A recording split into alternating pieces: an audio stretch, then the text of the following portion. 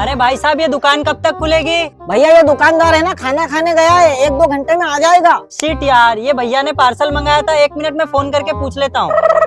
हाँ, भैया आपका नाम क्या है? राजू।